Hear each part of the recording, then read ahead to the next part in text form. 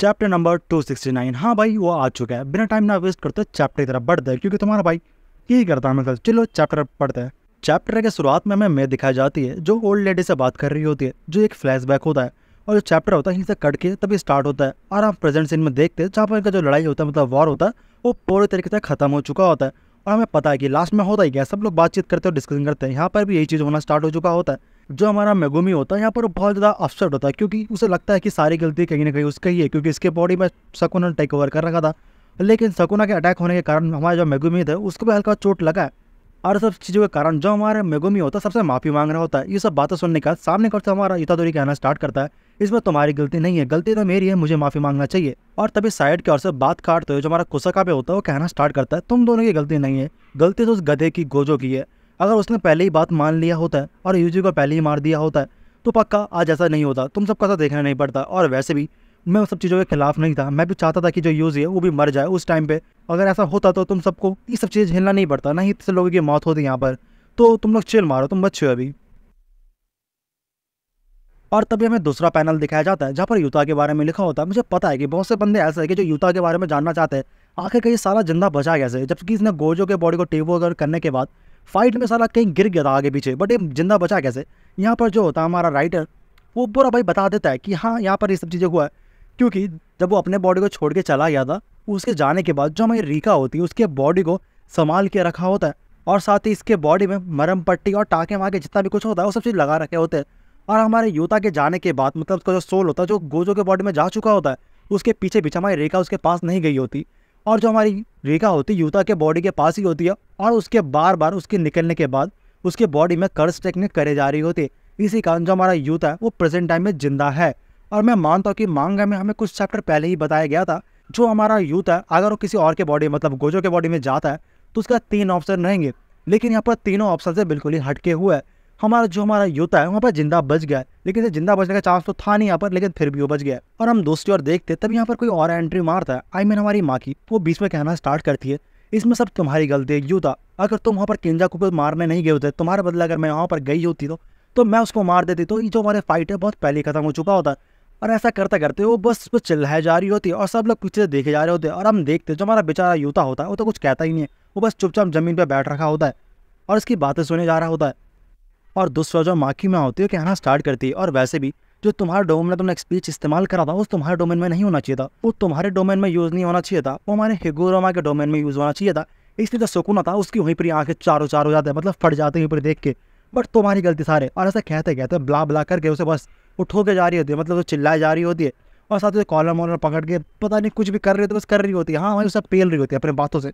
और तभी हमारे साइड की ओर से जो हमारा हिगुरोमा होता है कहना स्टार्ट करता है, इसमें यूता की कोई भी गलती नहीं है, तो तुम उसे डांटना बंद करो, उसमें मेरी गलती है। और वैसे भी ये मेरा ही आइडिया था कि जो यूता है वो अपने डोमेन के अंदर कर्स स्पीच इस्तेमाल करे, क्योंकि जो मेरा डोमेन है उसके अंदर वायलेंस करना मना है, तो इसी कारण मैं चाहता नहीं था वो यहाँ पर हो। तो तभी साइड के ओर से जो हमारा तोड़ होता है यहाँ पर आ जाता है और आगे कहना स्टार्ट करता है, माँ कि तुम बिल्कुल ही गलत हो, और वैसे ही तुम्हें पता है ना जो मेरा बुगी बूगी का अटैक है वो तुम पे बिल्कुल ही काम नहीं करता, क्योंकि तुम जेनन के रन की हेवनली रिस्ट्रिक्शन हो, तो इसी कारण तुम पे काम नहीं करेगा। वहाँ पर जो हमारा यूता था उसने जब हमारे किंजाकू को मारा था उसका कर्स स्पिरिट मैनिपुलेशन जो था वो हमारे रीका ने उसको रोका था। अगर तुम उसकी जगह वहाँ पर होते, अगर तुम उसे मार भी दे देना, तो तुम उसके कर्स स्पिरिट के मैनिपुलेशन को तुम कभी रोक ही नहीं पाते, तो तुम्हारा वहाँ पर फायदा होता नहीं है। और सब बातें सुनने के बाद जो हमारी माँ की माँ होती है वो इसकी बातों थोड़ा एग्री तो करती है, वो तभी अपना जो भड़ास और गुस्सा होता है वो कहीं ना कहीं उसे निकालना होता है इन सब बातों को लेके, वो तभी जाके वो जो उन बंदों को पकड़ती है जो बाहर देश से आए होते हैं, आई मीन फॉरेनर होते हैं, जो यहाँ पर फाइट बैक करने के लिए मतलब इन्हें सपोर्ट करने के लिए आ रखे होते हैं, वो तभी उनसे आकर डांटना स्टार्ट कर देती है और कहते कि तुम सबकी इतनी हिम्मत कैसे, तुम लोग इतना लेट क्यों आए, तुम लोगों के कारण ऐसा हुआ है। और सब बातें कहते उन्हें डांटे जा रही होती है, और हम पीछे और देखते जितने भी लोग होते हैं हमारे यूता पे चढ़ जाते हैं और कहते हैं कि साले अपने बंदी को संभाले यहाँ पर, मतलब ऐसा कहते तो नहीं है बट सब उसे एक तरह से उसे बैडली लुक दे रहे होते हैं, जो हम समझ सकते हैं। और तभी हम नेक्स्ट फिल्म में देखते हैं जो हमारा इतादोरी होता है वो तभी यूता का आकर शुक्रिया अदा करता है और कहता है कि तुम्हारे कर्स टेक्निक के मतलब कर्स टूल के कारण जो मैं सकुना का फिंगर था वो फाइट के दौरान में हाइड कर पाया। अरे बात सुनने के बाद जो हमारी माँ की माँ होती है यूता वापस चढ़ जाती है और उसको बोलना स्टार्ट करती है, आई मीन डांटना, और कहते हैं कि तुम मुझे पास कोई गिलाफ नहीं दे सकते थे। और ऐसा चलते हुए जो पूरा चैप्टर होता है इसमें हम यही देखते हैं कि इन लोगों का क्या ब्ला ब्ला चल रहा होता है। और तभी दूसरा हम देखते तोदो होता है, इतादोरी से माफ़ी मांग रहा होता है और कहता है कि मैं तुम्हारे बड़े भाई चोजो को बचा नहीं पाया, क्योंकि हमें पता है कि जब उनकी फाइट चल रही थी ये लोग डोमेन में थे और भी बिल्कुल सेंटर में, जब बहुत ज़्यादा हीट होता है, इसी कारण जो हमारा तो वहाँ पर जा नहीं पाया था और बचा नहीं पाया था।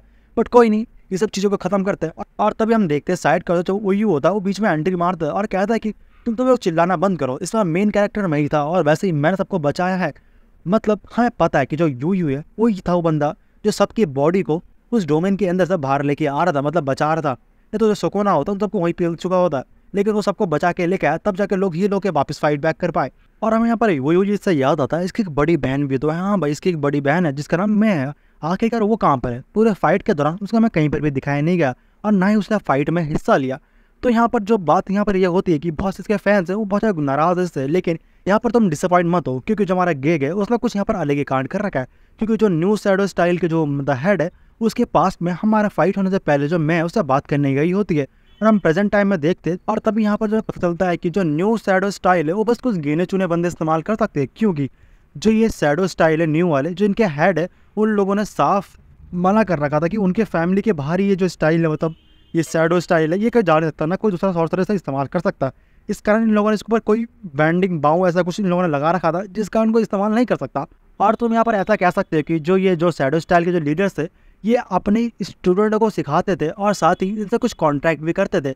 मेन की इनके जो सोल है वो लोग ऑब्जॉर्व कर लेते हैं बिना पूछे किसी से भी, और साथ ही ये लोग बिल्कुल ही उसके लिए जान मान कभी भी दे सकता था। कुछ इस टाइप का ही होता है यहाँ पर। लेकिन ये जो होता है बिल्कुल जितने भी रूल्स होते हैं वो सब यहाँ पर ब्रेक हो जाता है, क्योंकि जो हमारा हेगुरोमा है वो एक नया शैडो स्टाइल क्लैन का वो लीडर बन चुका है।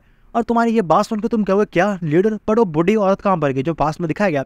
और जो सीन होता है ये पर कट जाता है, फिर पास्ट का सीन दिखाया जाता है जहाँ पर मैं होती इस बूढ़ी औरत से बातचीत करने गई होती है और साथ ही कुछ चीज़ बातचीत करने के बाद उसको वहीं पर वो खत्म कर देती है, मतलब हाँ भाई वो जान से मार देती है वहाँ पर। और उसके जाने के बाद जो हमारा हिगुरुमा है वो नया शैडो स्टाइल का क्लैन है, क्योंकि ये कहीं ना कहीं उनसे बिलोंग करता है, ऐसा कुछ है जिसके बारे में मुझे भी फिलहाल ढंग के पता नहीं है। क्या पता नेक्स्ट चैप्टर में बताया जाए, तब तक के लिए लाइक एंड सब्सक्राइब कर दो। और हम तभी देखते जो नेक्स्ट पैनल होता है जहाँ पर कुछ बना होता है, मतलब वहाँ पर कुछ लिख रखा होता है, जहाँ पर लिख रखा होता है कि जो हमारे Zenin and Kamo and Gojo clan होते हैं वो बिल्कुल ही अब खराब होने वाला है, मतलब वो डाउन जा रहा है। क्योंकि जो हमारा जेनिन क्लैन है उसके पास 2 ही मेंबर बचे और बाकी जो मेंबर थे उनका तो बाट लग चुका है, तो ये बिल्कुल ही जो क्लैन है वो गिर चुका है। लेकिन दूसरा जो गोजो क्लैन और कामू क्लैन है वो दोनों आपस में एक दूसरे को गिराने की कोशिश कर रहे हैं। वो चाहते हैं कि जो 3 क्लैन थे उनमें से एक क्लैन तो पहले गिर चुका है और 2 क्लैन बचने के बाद वो चाहते हैं गोजो क्लैन भी गिर जाए और जो कामू क्लैन है वो जीत जाए। और वहाँ पर देखने वाली बात तो ये है कि जो जेनिन क्लैन थे वो तो पहले गिर चुका है और जो हमारा गोजो क्लैन था उसके भाई अगर सातुरो गोजो नहीं होगा 6 आई यूजर तो वो भी बिल्कुल यूजलेस है। और दूसरा जो कामू क्लैन है उसका भी कहीं ना कहीं बहुत ज़्यादा नुकसान होगा। तो भाई ये सब बातें जो हम कह रहे हैं यहाँ पर ये क्लैन का कोई कुछ फायदा नहीं है। और जो चैप्टर होता है ये पर खत्म होता है, इसके नेक्स्ट चैप्टर में देखते हैं ये लोग कैसे एंडिंग करते हैं हल्का सा। आई होप वीडियो अच्छी लगे तो लाइक एंड सब्सक्राइब कर दो। नेक्स्ट वीडियो के लिए बेल बटन को ऑन रखना। By the way, sayonara.